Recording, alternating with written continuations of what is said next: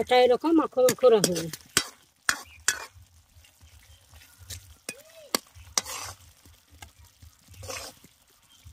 আমাদের পিঁপড়ের তরকারি একদম কমপ্লিট।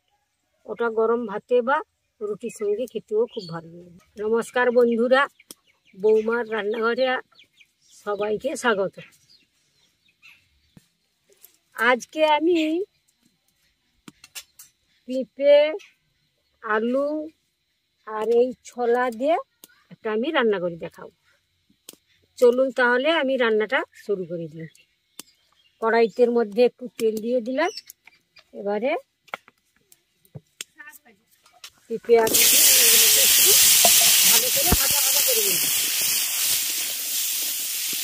হলুদ ছোলা দিয়ে আমি এগুলোকে একটু ভাজা ভাজা করে নিই।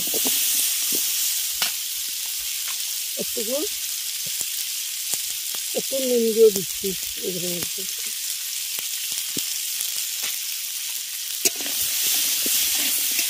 একটু ঢাকা দিয়ে একটু ভেজে নেব, কারণ এগুলো একটু নরম হয়ে যাবে ঢাকা দিলে, আর ভাজা ভাজা হয়ে যাবে।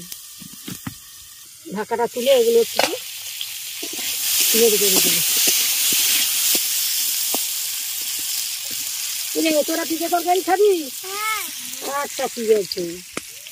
তোদের দুজনের মধ্যে কে পিঠে ভালো খেতে পারি তরকারি?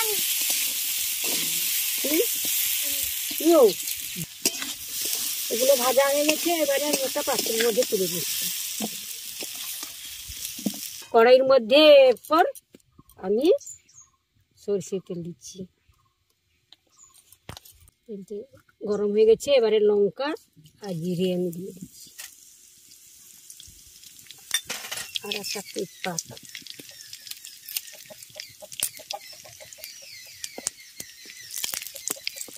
এরপরে দিচ্ছি আমি পেঁয়াজের বাটা,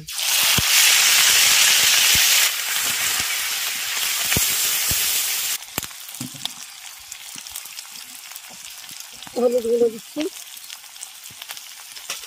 এরপর রসুন বাটা, আদা বাটা, লঙ্কা বাটা।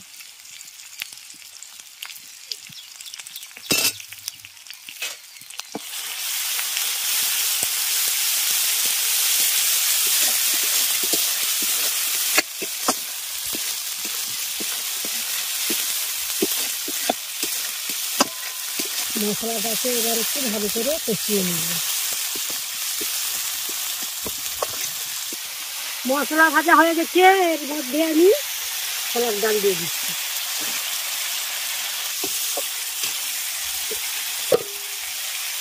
এর মধ্যে আলু আর পেঁপে ভাজা ভেজে রেখেছি, এগুলো ধরে দিচ্ছি। এর মধ্যে সব কিছু ভালো করে কষিয়ে নেব।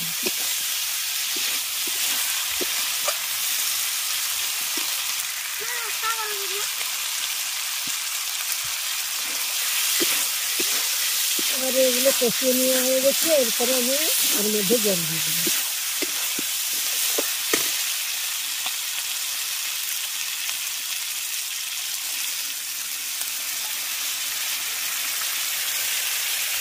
একটু বেশি করে জল দিলাম, কারণ ছোলা সেদ্ধ হবে, আর এই আলু পেঁপে এগুলো একটু ভালো করে সিদ্ধ হবে, তাই আমি একটু জল বেশি দিলাম। আর স্বাদ মতো নুন দিলাম।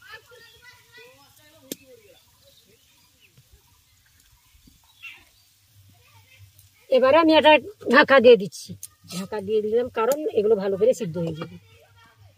15 মিনিট পর ঢাকাটা খুলে দেখছি ওটা হয়ে গেছে কিনা।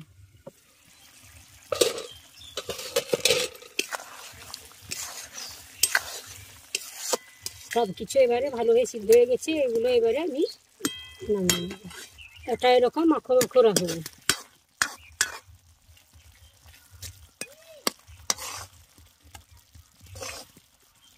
আমাদের পিঁপড়ের তরকারি একদম কমপ্লিট। ওটা গরম ভাতে বা রুটির সঙ্গে খেতেও খুব ভালো লাগে, লুচি পরোটার সঙ্গেও ভালো লাগবে। আজকের রান্নাটা কেমন লাগলো জানাবেন, আর বৌমার পাশে থাকবেন। বৌমার রান্নাগুলো আপনারা ফলো করবেন। আজ তবে এই পর্যন্ত। আবার একদিন অন্য কোনো এক রান্না আপনাদের দেখাবো করে। ভালো থাকবেন, সুস্থ থাকবেন। টাটা। বাবাই।